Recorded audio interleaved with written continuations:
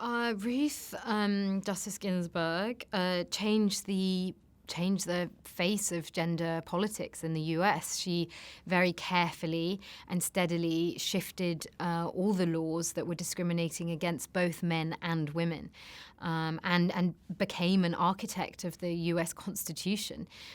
So she fundamentally changed society.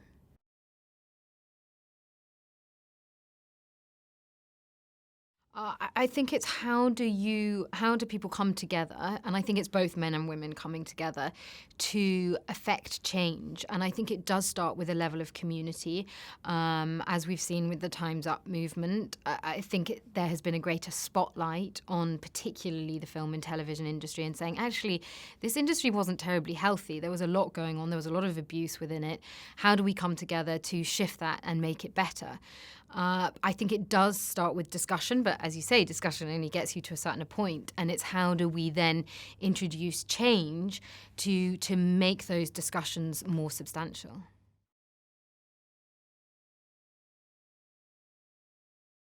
I think it can be very powerful and very important. I feel it's at a point when people aren't feel that they aren't being listened to, and I think, like Ruth Bader Ginsburg, ideally you want to be in a political structure where people feel heard, and you find a common ground where people feel their fundamental human rights are being respected. There are 178 laws that differentiate on the basis of sex. Women can't work overtime. We have to get credit cards in our husband's name. We're not allowed to work in the mines. This is a man's world. You think you can change the country? You should look to her generation. They're taking to the streets. Protests are important, but changing the culture means nothing if the law doesn't change. What did you say your name was? Ruth Bader Ginsburg.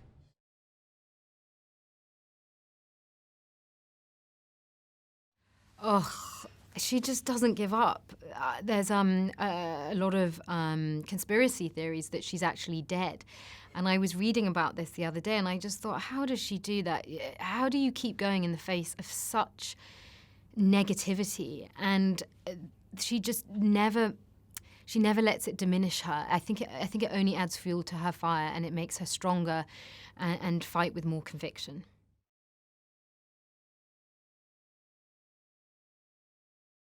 Definitely. I've thought about her in certain moments when you sort of feel it's all a bit hopeless, and you think, okay, actually, how did she galvanize herself, and how did she keep going? And I think that's what the film gives such hope, in the sense that she was someone who was very much an outsider, who was discriminated against on every level, but through her determination and her tenacity and her skill was able to completely change a system that didn't work for her, and in doing so change it for the good for everyone else.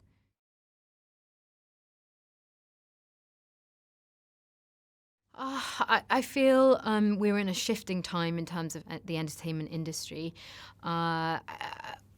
We have seen just how old-fashioned the industry was, and we are starting to see, obviously, there are more stories coming through that are much more interesting, diverse selection of stories.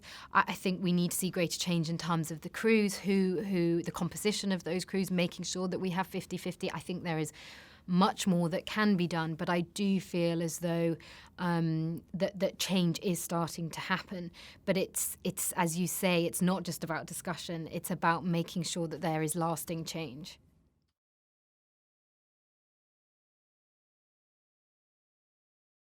I just love to see, having grown up on television sets, making British television, often being in the minority, and I do get a little disheartened when I walk into a set and I don't see a 50-50 split in those technical positions for men and for women, and I would love to see that shifting. And I think that takes a consciousness on the behalf of producers, directors, those people who are in those decision-making positions, to make sure that they are aware of employing fairly.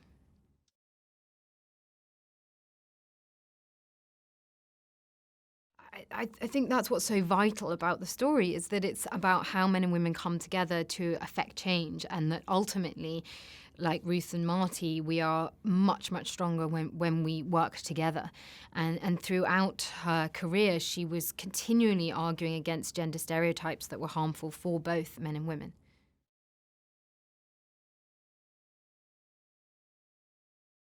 She eats very slowly. That was the first thing that I know. Very, very slowly and carefully. But like she does everything, she just has she has such carefulness in the way she approaches life. And she's very idiosyncratic in the loveliest way, which was a bit of a dream, to take all those little idiosyncrasies and bring them to the screen. She was someone who just continually had doors slammed in her face, and she had the resolve to keep going and to keep fighting and not to be disheartened. And I think people watch the film and think, oh, I really empathize with that. You know, things don't always go according to plan, and to see someone overcome that is empowering for all of us.